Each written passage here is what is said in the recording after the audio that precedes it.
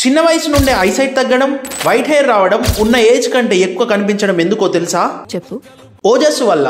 తిన్న తర్వాత జీర్ణమైన ఆహారం నుండి పుట్టే శక్తినే ఓజస్సు అంటారు. మన శరీరంలో 7 ధాతువులు ఉంటాయి. రక్తధాతు, మాంసధాతు, మేధధాతు, అస్థిధాతు, మజ్జుధాతు మరియు శుక్రధాతు. ఈ 7 ధాతువులు ఓజస్సు వల్ల తయారవుతాయి. డాక్టర్స్ అంటారు కదా, హెల్తీ డైట్ మెయింటైన్ చేయండి, ఆయుష్ని పెంచుకోండి అని.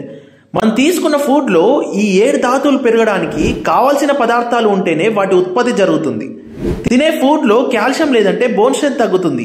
ఇలా శరీరానికి అవసరమైన విటమిన్స్, మినరల్స్ లాగే ఫుడ్ డైజెస్ట్ అయ్యాక తయారయ్యేదే ఓజస్సు.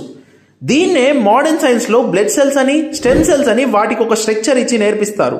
మన వాళ్ళు ఎప్పుడో ఆయుర్వేదంలో చెప్పిందే ప్రస్తుతం అలోపతిలో చెప్తున్నారు. మన సంస్కృతిలో ఎన్నో సైన్స్కి, హెల్త్కి సంబంధించిన సాంప్రదాయాలు చాలా ఉన్నాయి. ఇలాంటి విషయాలు మీకు ఏవైనా తెలిస్తే కామెంట్ సెక్షన్లో మెన్షన్ చేయండి.